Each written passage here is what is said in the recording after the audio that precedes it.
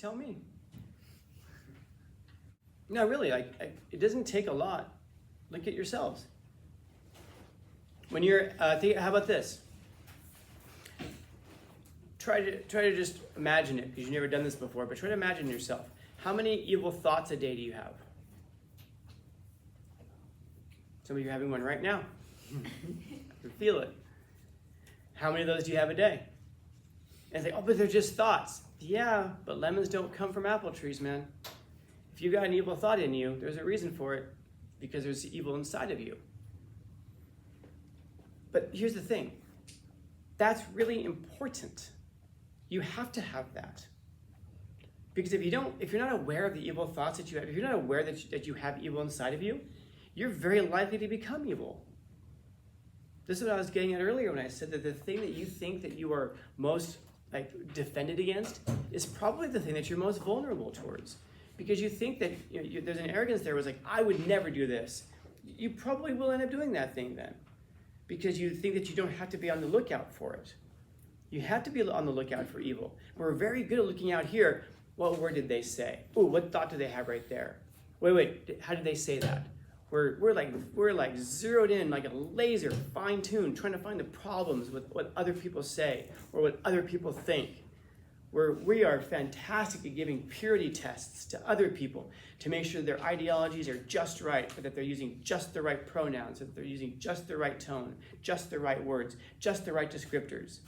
And the descriptors that we want them to use that somehow are new because they've popped up on some social media that other people have never even heard of before, but we're going to judge them by the standards of those things that they've never even heard of before. And yet we'll be completely ignorant of the absolute tyrant that's inside of us that causes us to do all of the things I just described. A desire to control others when we don't even have command over ourselves. Why is it that we have this desire to find faults in others and we ignore them in ourselves? Is it because we don't want to see them in ourselves? I think a lot of it is just an arrogance that never even occurs to us that there could be evil in us. But once you realize that there's evil inside of you, now you can be a good person. Because if you don't think there's any evil in you, that doesn't make you a good person. Even if you were right, it would make you a person who does good things. I think I've used the analogy before. We have a lion in here. No, better yet, we have a lion in here, and then we have a rabbit. And the rabbit does not attack the lion. We don't look at the rabbit and say, oh, he's so moral. He's such a good rabbit. Look at him.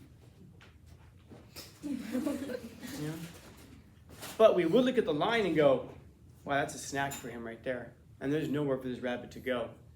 That lion is showing a lot of restraint by doing the right thing right now. Why? Because the lion has the choice of good and evil. The rabbit doesn't have the choice. The rabbit can't do anything evil. We don't look at them and say they're moral. This is why you see these 85-pound beta cucks walking around like, violence is never the answer. And we're like, oh, he's such a good person. No, he's not. What would happen if he engaged in violence? He would die. So he's not moral. He's not good. It's self-preservation, of course. If you see this big, giant hulking thing going, walk in here, like if you guys know who Jocko Willink is, that's who I'm thinking of. Jocko Willink. If you know who he is, look. You know what I'm talking about. If you don't know who he is, look him up. And if Jocko Willink walks in here, big square jaws. Everybody in here, I have decided you all get to live. Good person. We might sit and go, I'm glad he made that call. I'm glad he made that choice. Because without him making that choice, we would all die. Versus some people who'd walk in here and say, oh, you all get to live today. We're like, oh, thank you. No, we don't feel that way. Because we recognize that in order for you to do good and to be good, you have to have a capacity for evil. The good news is everybody has a capacity for evil, which means we all have the capacity for doing good.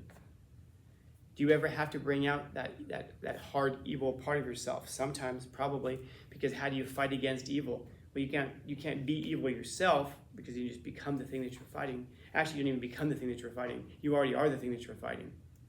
But there's the restrained part of you that's fighting against that evil. It's the good part of you that's fighting against that evil. And it's emphasizing that good part to be aware, I could do something evil right now, but I'm not going to. And I think if you guys all realize your capacity for evil, it would also just make life a lot more enjoyable and interesting for you. Because one of the things that destroys us is the sense that we don't have any power over our own lives. Man, like someone does something, like, I don't know, like you're on the trolley and someone says something rude to you, man, you know, and you could be mad about it, like, oh, because you wish you could do something about it. You could. You could go home, go into your kitchen, get a knife, get on the trolley tomorrow, wait for him. And when he shows up, cut his throat. He won't be saying anything else once his throat's cut. When he's bleeding out on the floor, you can ask him, I'm sorry, what was that? I couldn't hear you. What was that? And some of you are going, that's terrible. That's evil. It is. It is. But once you realize you have the capacity for that, you go, you know what? Like Jocko, I will let you live. I will not choose evil. And you realize you have the capacity to do it. You now choose to do good. It's like anything else in life. As soon as we feel like we have a choice over it, everything becomes better. You get to choose your suffering. Now suffering is no longer something that's horrible and terrible. It's a thing that we actually get to experience freedom through. But, you know, so I don't think we have to dig very hard. I don't think we have to dig very deep to find the evil that's in our hearts. I think what we have to do is we have to recognize it in ourselves so that we don't cross that line. And once you recognize it, you cannot cross that line and be good. Others? Well, I'll say it. I appreciate you all for letting me live. There are way more of you than there are of me.